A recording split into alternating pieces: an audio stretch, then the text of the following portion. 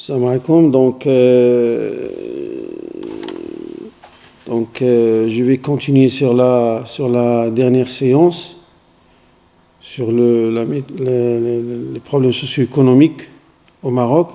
C'est un cours destiné aux étudiants du S3 économie groupe A et aussi destiné aux étudiants de la licence professionnelle économie de la concurrence. Donc, dans la première séance, on a traité, c'est-à-dire la méthodologie de travail, et en même temps, on a traité le programme et le plan. Donc, aujourd'hui, on va parler sur quelques problèmes socio-économiques au Maroc. Surtout, on a choisi de travailler sur le problème de l'immigration et de l'économie sociale et solidaire comme problèmes fondamentaux dans l'économie marocaine. Donc pour l'immigration, c'est un volet très, très important dans l'économie marocaine parce que l'immigration, elle est ancienne dans le Maroc. Il a commencé dans les années 40, les années 30, c'est-à-dire durant la colonisation, et aussi il s'est amplifié après la sortie de la colonisation française en 1956. Donc on a des antécédents de l'immigration. L'immigration, comme j'ai dit, c'est fondamental dans l'économie marocaine, soit au niveau des lois, au niveau des procédures, au niveau des c'est-à-dire des envois des immigrés, au niveau des investissements, etc. Donc c'est un volet très important dans l'économie marocaine, et parfois c'est-à-dire les envois des immigrés, parfois dans des années, elle a dépassé les recettes du phosphate, les recettes c'est-à-dire du tourisme, etc. Donc c'est vrai, ces derniers temps, ces envois s'est reculé vu la crise économique mondiale, vu cette crise sanitaire, etc. Donc vu l'influence ou l'impact du secteur touristique par cette crise, donc le flux budgétaire des immigrés, il s'est régressé. Donc si on peut parler, c'est-à-dire de l'immigration,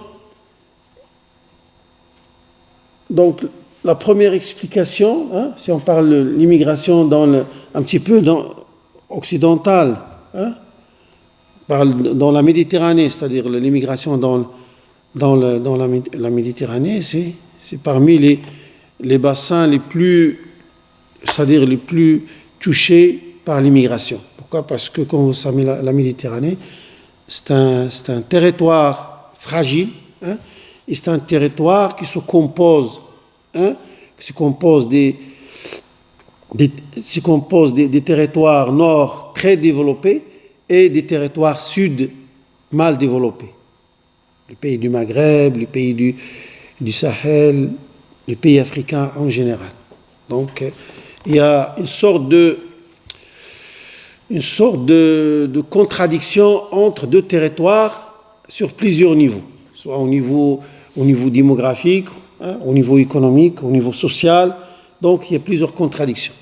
Et cette complication de la Méditerranée, même ces relations du sud avec le nord méditerranéen, il y a toujours des conflits, il y a toujours des contradictions, il y a toujours des guerres, depuis à l'époque des Romains, des Phéniciens, à l'époque etc. À l'époque de l'Andalousie, etc. Donc il y a toujours des conflits et des guerres entre le sud et le nord. Pourquoi ? Parce que les deux rives, ils portent des cultures, des religions, des habitudes différentes. Hein, on peut dire différentes entre les deux. Et c'est pour ça qu'il y a toujours un mouvement d'attraction, hein, un mouvement d'attractivité entre les deux rives. C'est pour cela qu'il y a de l'immigration, toujours il y a c'est-à-dire une sorte de décalage, une sorte c'est-à-dire de déséquilibre, hein, déséquilibre entre les deux rives. Donc si on parle c'est-à-dire la première explication aux immigrations est justifiée par le développement économique. Hein. Pour le droit international, migrer peut être un choix national et logique. Hein. Hein. Un individu cherchant à améliorer sa situation, hein, en quête d'opportunités de travail, de sécurité, dans les cas de l'insécurité. Donc, la circulation intense sera enregistrée sur la surface de la Terre, hein, aussi immense que les inégalités qu'accuse cette Terre. Donc, dans le droit international, bien sûr, immigrer, hein, c'est un droit pour chaque personne. Hein. Durant toute l'histoire, les gens ils quittent leur territoire pour chercher un autre territoire, soit pour améliorer leur vie, soit pour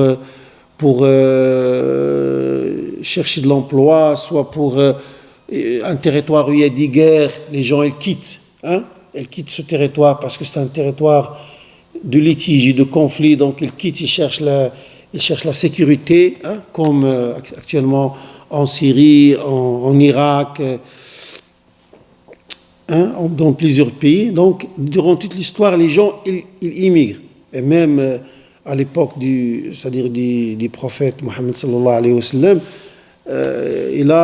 il a quitté le territoire de Mecca vers la Médine, parce que dans Mecca, c'est-à-dire la tribu de Quraysh, c'est-à-dire les gens qui sont contre le da'wah des prophètes sont contre, donc ils l'ont combattu. Pourquoi? Parce qu'ils ne veulent pas pour lancer son da'wah dans le territoire de Mecca. Donc il était obligé, hein, de quitter ce territoire de Mecca vers la Médine pour chercher la paix, la sécurité et pour diffuser le da'wah des prophètes. Donc durant toute l'histoire, il y a toujours des gens qui quittent un territoire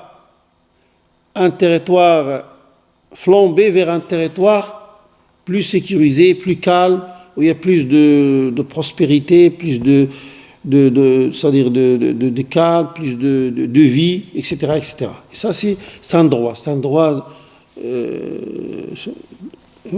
un droit pour l'être humain de quitter. Donc, à l'époque, c'est vrai, l'immigration, il n'a pas cette intensification, cette ampleur, ces problèmes, parce qu'à l'époque, il y avait pas beaucoup de gens, il y a moins de démographie, beaucoup de territoires très immenses, hein, les gens, bon. Mais actuellement, il y a il y a une explosion démographique. Là, on va arriver presque, je sais pas, à 9 milliards d'habitants sur un globe terrestre qui devient de plus en plus pollué, plus en plus de problèmes climatiques, de problèmes de l'environnement, de problèmes de richesse, de problèmes, etc. Il y a plus de conflits sur le territoire et l'immigration, il devient plus en plus régularisé, plus en plus contrôlé. Hein?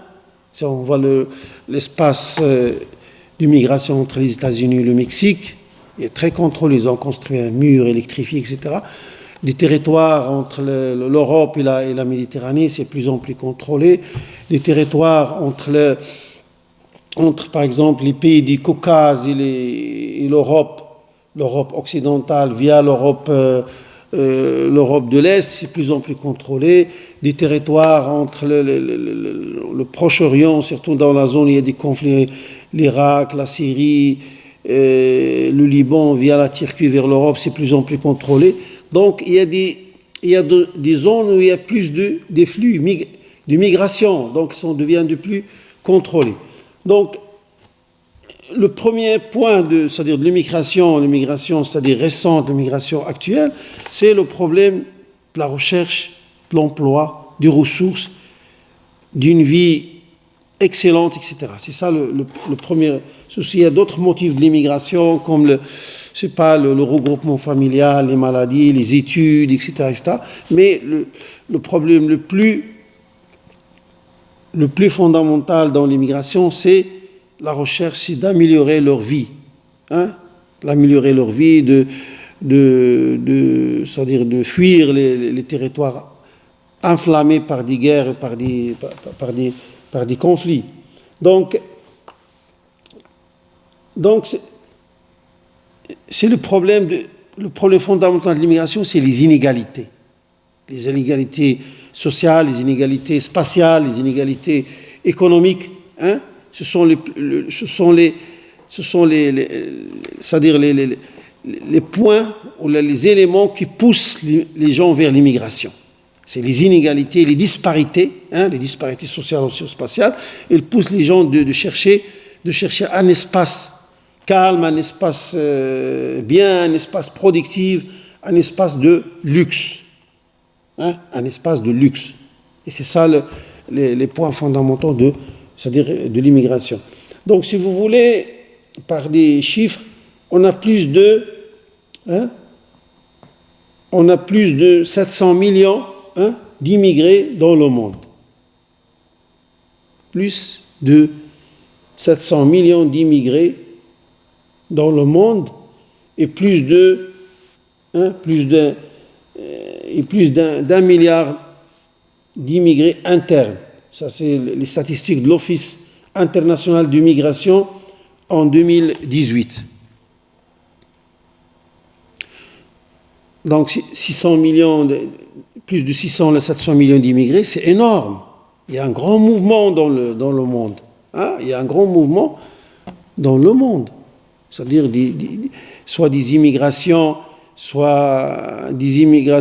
entre pays, soit entre régions, région méditerranéenne, région du Caucase, région du Golfe, région de l'Amérique, le Golfe du Mexique, etc. On a plusieurs immigrations régionales, on a des immigrations internationales, on a des immigrations continentales. Donc ça, d'après ce chiffre c'est-à-dire de l'Office, de l'Office international d'immigration, on voit que l'immigration, il a une grande ampleur, une grande importance dans le monde. Et sans parler de l'immigration interne, il y a plus d'1 milliard. Donc il y a un mouvement sur le globe terrestre, un mouvement immense sur le globe terrestre. Migration interne, c'est-à-dire à l'intérieur d'un pays, entre l'espace rural et l'espace urbain, entre les villages, entre les douars ruraux et entre les petits centres, les moyens centres, les grands centres urbains, et entre les petits centres et les grandes villes. Parce que l'immigration, parfois, par exemple, dans un pays, commence progressivement. Un immigré, parfois, il ne va pas directement à la ville, à la grande ville, mais il passe, par exemple, d'un petit douar à un petit centre urbain. Après, il passe à un deuxième, à un troisième, jusqu'à ce qu'il arrive à une grande ville où il quitte le pays surtout, si je prends le cas du Maroc, la plupart, ils quittent le pays vers l'Italie ou l'Espagne.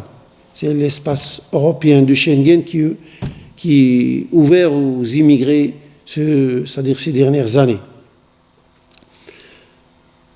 Donc, vu ces chiffres, on peut dire que l'immigration, elle a pris un grand ampleur. Pourquoi ? Parce qu'il y a plus, comme j'ai dit tout à l'heure, il y a plus de disparités sociales, plus de disparités spatiales, plus de disparités économiques dans le monde. Il y a un grand déséquilibre. Et c'est pour cela que les gens, ils cherchent à améliorer leur situation de vie, à améliorer leur situation, intellectuelle, etc. Donc, si on cherche l'origine de l'immigration, il y a plusieurs sources d'immigration, il y a plusieurs motifs d'immigration, soit culturels, soit économiques, soit regroupement familial, soit des réfugiés, soit ce sont des gens qui quittent leur territoire parce qu'il y a des guerres, parce qu'il y a de l'insécurité, soit pour aller étudier, etc., etc., etc. Donc, l'immigration, il devient un mouvement international, hein, c'est-à-dire qui domine sur l'espace international. Donc, j'ai une carte. Ici, j'ai une carte du mouvement, hein, du mouvement migratoire. C'est dommage, on ne peut pas c'est-à-dire la présenter sous forme de diaporama. Et il y a des mouvements internationaux partout dans le monde, et surtout entre l'Amérique du Sud, hein, et vers l'Amérique du Nord, vers les États-Unis et le Canada. Il y a un mouvement aussi entre l'Afrique, c'est-à-dire le Maghreb et l'Afrique noire vers l'Europe. Il y a un mouvement très important entre les pays du Sud-Est, hein, la Chine, les pays asiatiques vers les États-Unis, hein, c'est un mouvement très important. Et il y a un mouvement entre les pays du Caucase et le nord des pays du Golfe vers la Turquie via l'Europe. Donc, c'est une carte qui schématise les mouvements migratoires, c'est-à-dire en 2017, et qui représente que la Terre, le globe terrestre, il est en mouvement, malgré les normes de sécurité, malgré les lois, etc. Il y a toujours... On ne peut pas stopper ce mouvement. On ne peut pas stopper ce mouvement. Pourquoi ? Parce que les gens passent. Hein? Les gens, ils passent. Pourquoi ? Parce que ce mouvement, il était creusé, il était amplifié durant la colonisation. On doit dire quand même quelque chose sur la colonisation, parce que la colonisation occidentale, il n'a pas construit les sociétés, les espaces qu'il a colonisés. Hein? Il n'a pas construit ces espaces, il a détruit ces espaces. Hein? La colonisation, par exemple, je sais pas, française, anglaise, espagnole, portugaise, etc., ils n'ont pas construit des espaces de société. Ils ont exploité ces espaces, ils ont exploité de façon abusive. Et c'est pour cela qu'ils ont laissé des lacunes. Ils ont créé la richesse dans le nord et ils ont appauvri les sociétés du sud. Et depuis ce temps-là, ils ont creusé un grand fossé entre le nord et le sud. Hein, c'est pour cela qu'on parle des pays riches, des pays bien développés, et on parle du sud, des pays pauvres, des pays sous-développés, des pays émergents, etc., etc. Donc, on a plusieurs nominations et qui ont le même objectif, le même sens. On a des pays très riches qui vivent dans le luxe, hein, luxe économique, social, éducatif, infrastructure, etc., etc. Et on a des pays pauvres qui vivent dans le besoin social, le besoin économique, éducatif, culturel, infrastructure, etc. Donc ça c'est la colonisation et la creusée. C'est pour cela les gens, ils se dirigent vers les pays la plupart des gens se dirigent vers les pays, surtout les pays du Sud, ils se dirigent vers les pays qui l'ont colonisé. Par exemple, les Marocains se dirigent vers la France, hein? Les Algériens vers la France, hein? Les Égyptiens vers l'Angleterre, hein?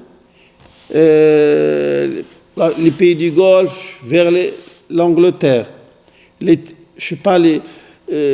Turcs, la plupart se dirigent vers l'Allemagne. Donc, en général, chaque mouvement, chaque flux migratoire se dirige vers les pays parce qu'ils ont appris la langue, ils ont appris la culture, ils ont appris les traditions, etc. de ce pays. Donc, c'est facile de s'intégrer plus ou moins dans cette société colonisée. Hein, cette société qui a colonisé ces pays et cette société. Donc, le problème c'est-à-dire de l'immigration, c'est le fruit de l'histoire. C'est un fruit de l'histoire. Maintenant, les pays occidentaux, ils sont en train d'imposer des lois, des règlements, des barrières, des murs, de la sécurité, des fils électriques, etc. Mais malgré ça, ils n'arrivent pas à stopper l'immigration. Hein? Parce que les statistiques qu'ils nous donnent, ils nous donnent que les statistiques des gens qui ont immigré, qui sont morts dans le bleu, les gens qui sont attrapés par la sécurité maritime, etc. Mais le vrai chiffre, on ne le connaît pas. Hein? Vous savez que plus de la moitié, il arrive sur l'autre rive occidentale. Et le 1/3, il meurt sur mer.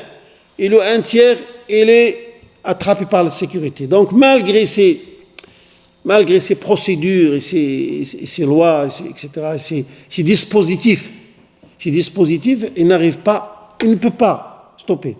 Par exemple, regarde, entre le Mexique et les États-Unis, ils ont construit un mur très long, électrifié, sécurisé, et pourtant les gens, ils passent entre le Mexique et les États-Unis. Parfois, ils creusent des tunnels pour passer.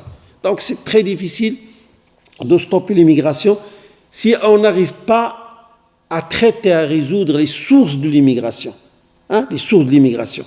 On doit aller dans les sources de l'immigration, c'est-à-dire dans les zones pauvres, les zones enclavées dans les montagnes, dans les régions enclavées dans le Maghreb, l'Afrique,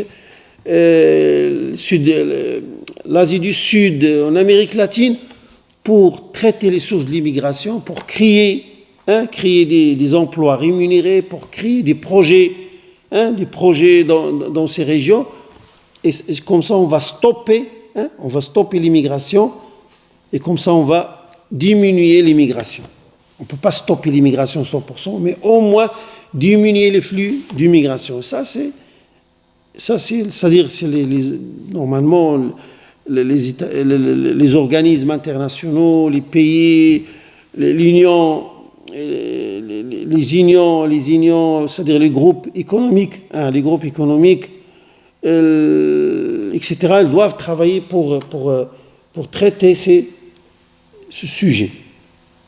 Donc, la Méditerranée occidentale accuse des inégalités frappantes. Hein? Pourquoi il y a une dynamique migratoire, ce que montrent les écarts de revenus.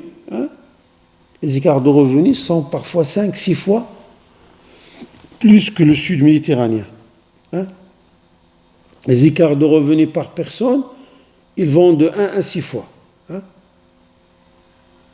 $4 000 en parité de pouvoir d'achat au sud contre 30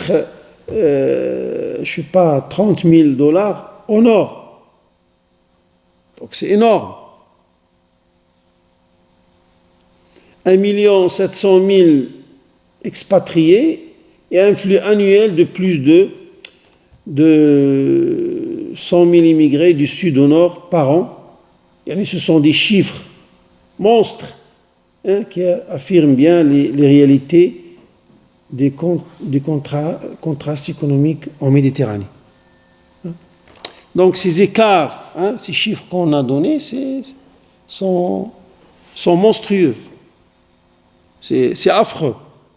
C'est pour cela les gens, ici, il fait l'impossible même c'est-à-dire de perdre sa vie pour arriver vers la Méditerranée, la rive méditerranéenne nord. Pourquoi? Parce qu'il voit la différence.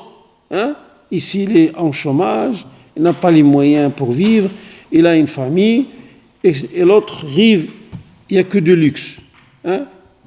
Ils ont tout. Ils ont, c'est-à-dire les infrastructures bien équipées, un niveau social bien, c'est-à-dire les gens ils touchent les allocations familiales, le chômage, les allocations familiales, c'est-à-dire c'est-à-dire il est payé sur les enfants, sur le foyer, sur les vacances, sur l'enseignement, etc. Donc c'est mieux. Pour lui, c'est le paradis. C'est le paradis. Il doit vivre là-bas pour améliorer sa vie en même temps, envoyer de l'argent pour faire vivre sa famille ou c'est-à-dire ses proches. Donc il est obligé de quitter le territoire pour améliorer sa vie et pour vivre dans le luxe. Pourquoi? Parce que ce sont des écarts énormes et c'est les pays, bien sûr, c'est les pays occidentaux qui ont créé ces écarts. Ils n'ont pas pensé, c'est-à-dire à développer les pays qui ont colonisé, à améliorer la situation, à construire, c'est-à-dire à mieux de la projet, etc. Et ça, c'est la faute, si vous voulez, des pays du Nord. Mais en même temps, ces chiffres sont petits par rapport aux effectifs potentiels concernés. Les immigrés ne représentent que 2,5 à 3% de la population, par exemple, du Maghreb.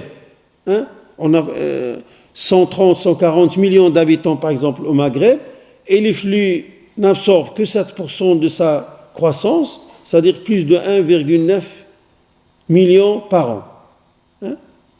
Donc, si on prend les chiffres de l'autre côté du rive sud du Maghreb, par exemple, c'est dans laquelle on vit, on a seulement entre 2,5 et 3% de la population qui sont immigrés. Donc, c'est pas grand-chose. C'est pas grand-chose. Parce que parfois, l'Europe, il lance des fausses informations, des faux rumeurs. Il dit que l'immigration, c'est le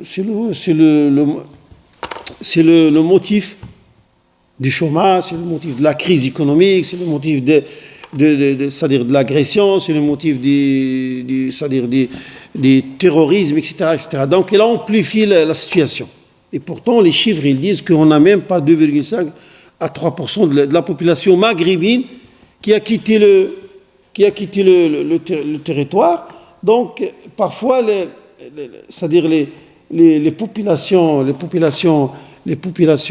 c'est-à-dire maghrébines, c'est-à-dire européennes, il amplifie, le système européen amplifie l'immigration comme c'est un fardeau, c'est un monstre devant leur développement, leur croissance économique. Donc, si on parle c'est-à-dire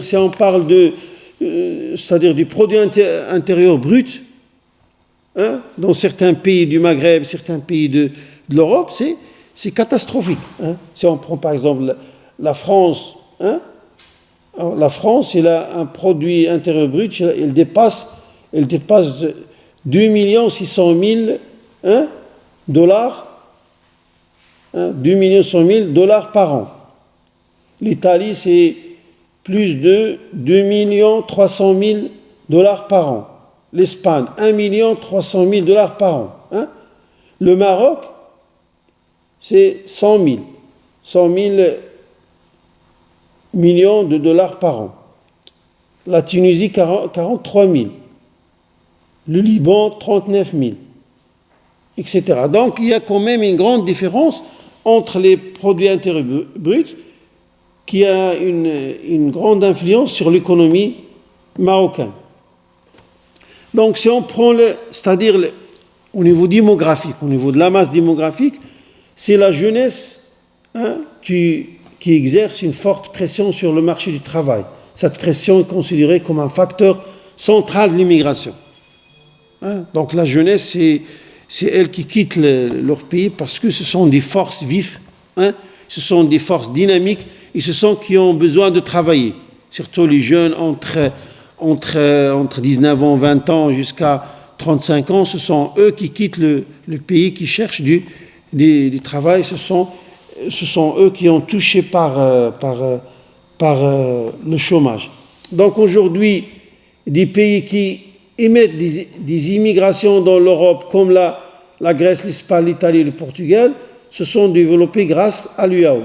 Donc, si vous voyez, il y a quand même une contradiction dans la carte européenne. Les pays qui ont profité de l'immigration ancienne comme la France, l'Allemagne, la Belgique, etc., ils n'ont pas besoin maintenant d'une immigration récente. Ils ont construit leur économie, parce que les immigrés des années 40, 50, 60, ils ont travaillé dans des grands chantiers européens de ces pays, comme la construction des champs navals, la construction des autoroutes, la construction des chemins de fer, le travail dans le charbon, etc. Ils ont beaucoup travaillé pour construire l'Europe du Nord, surtout la France, l'Allemagne, la Belgique, etc.